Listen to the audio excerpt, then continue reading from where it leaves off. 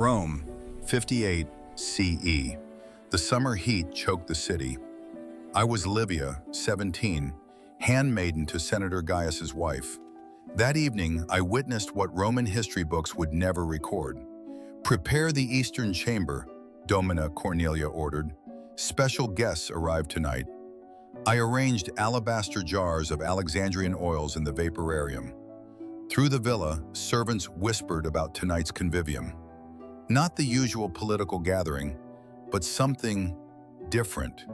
At dusk, unusual guests arrived. Not just senators, but female poets, foreign dignitaries, even 2 female gladiators. Their presence broke every social code. As I served honeyed wine, I observed everything while appearing invisible. Petronius, Rome's arbiter of taste, held court. "Power is lonely," he declared to mixed company. "Rulers need those who see the man, not the title." Greek poetess Helena caught my eye. "You observe much, girl. What do you see?" "I see performances, Domina, but who performs for whom?" She smiled. "Exactly. We all perform here." When Nero arrived unannounced, the room stilled. The emperor, smaller than his statues, moved with an artist's grace. "Gaius! Syrian music? Perfect for my new composition." Nero performed a piece about Persephone. His voice held genuine artistry. After applause, Senator Gaius unveiled masks. "A game. Become who you wish to be tonight." Guests chose personas. Clodia as a golden bird, Petronius as a satyr. Nero selected a plain white mask, the empty canvas. Helena handed me a mask. "Tonight, you're not a handmaiden. You're Persephone between worlds." Masked, hierarchies dissolved. I found myself speaking with Nero himself. "You chose blankness," he observed. "I have no persona to adopt, divinity. Enviable. I'm always Nero, emperor, artist, heir." Then the mask is honest. It admits the performance. He studied me. "Ask the emperor for one thing. What would it be?"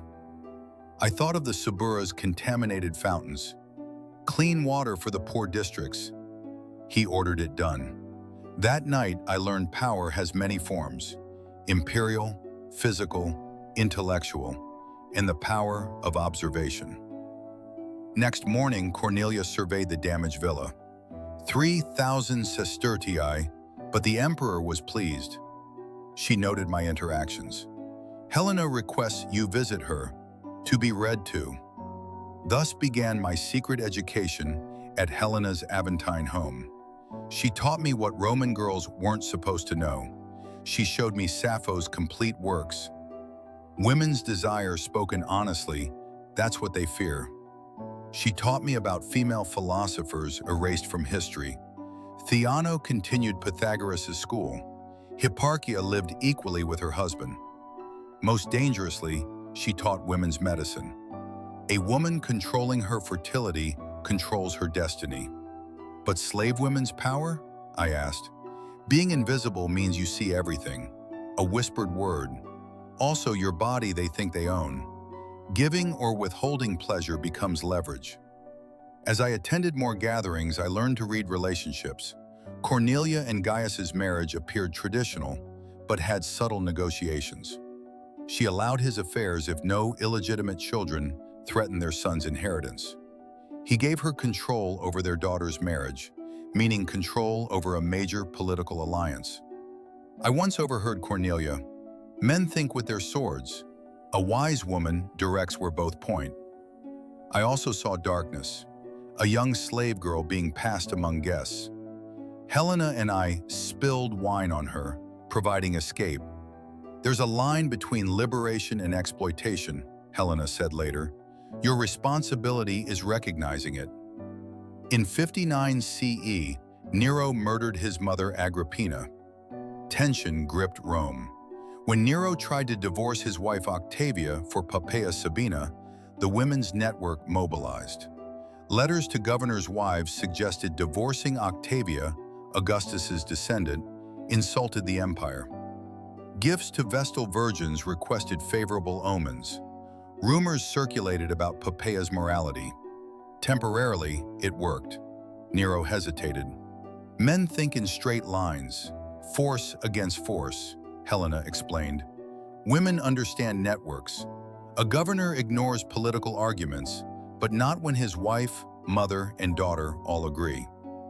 Though Octavia ultimately died, the resistance forced Nero to alter plans. Proof of women's political power. I discovered Roman women's economic power. Many controlled fortunes through inheritance, dowries, or business. Widow Clodia owned shipping fleets. Men dismiss me as a merry widow, she confided. They don't see the accounts I review each morning. Female gladiators earned substantial sums. The crowd pays to see women fight, one told me. We keep more than male gladiators. We negotiate our own contracts. Even courtesans had economic agency. The sophisticated Antonia invested in properties. Men pay for illusion.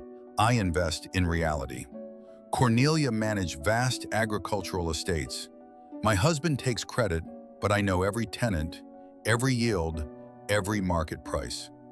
These women understood. Economic control meant independence. A wealthy woman could resist pressure, make choices, protect others. Women dominated household religion. As keeper of the lararium, household shrine, Cornelia maintained relations with protective spirits. Vestal virgins held unique power.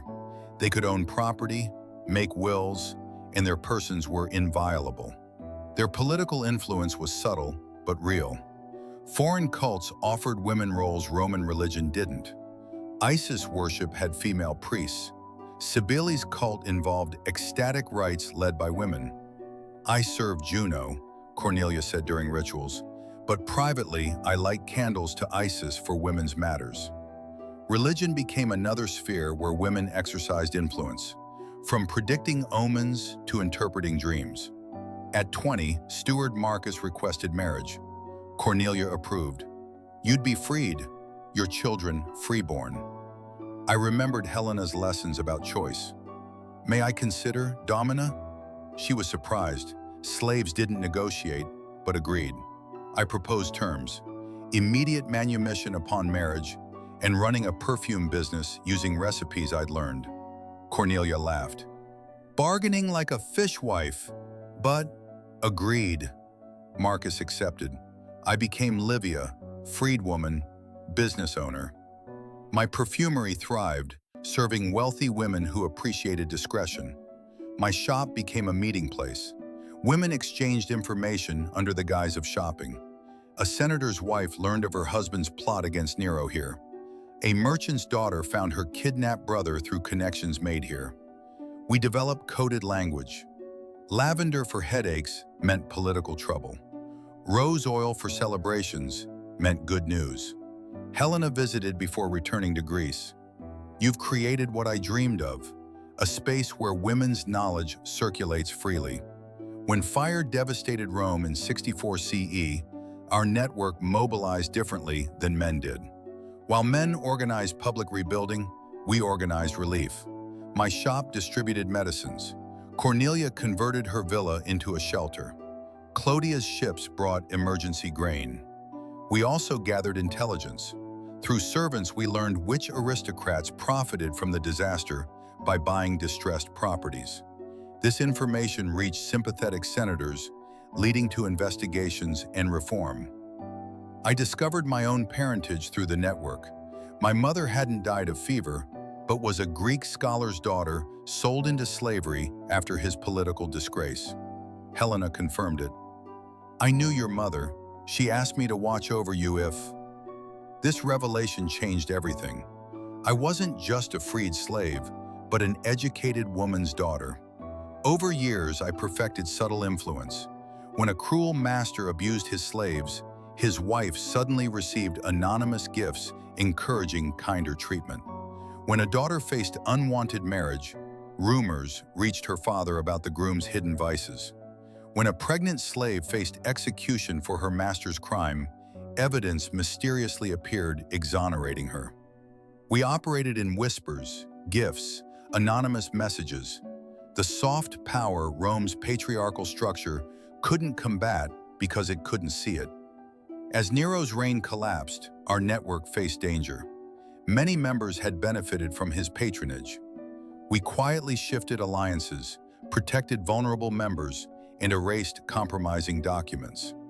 When Nero died in 68 CE, we survived by being adaptable.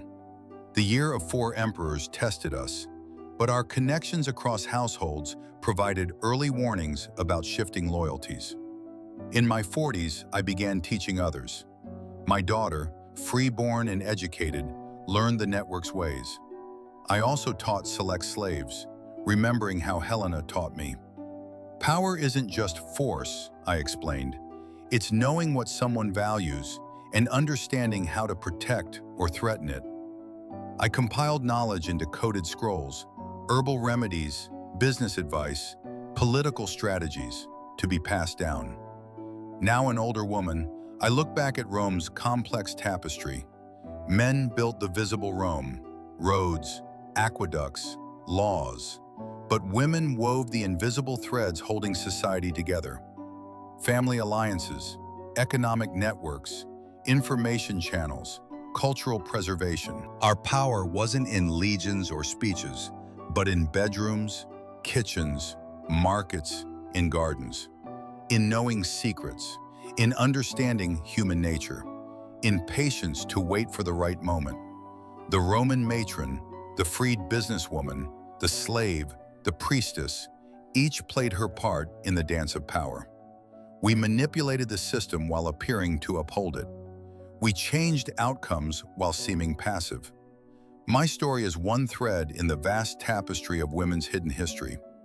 We were Rome's unseen architects, building and rebuilding in ways history books would never record, but without whom Rome could never have functioned.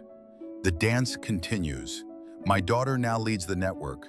New women learn the old arts adapted for new times. The balance shifts, but the essential truth remains. Power wears many faces, and sometimes the most powerful face is the one that appears to have no power at all.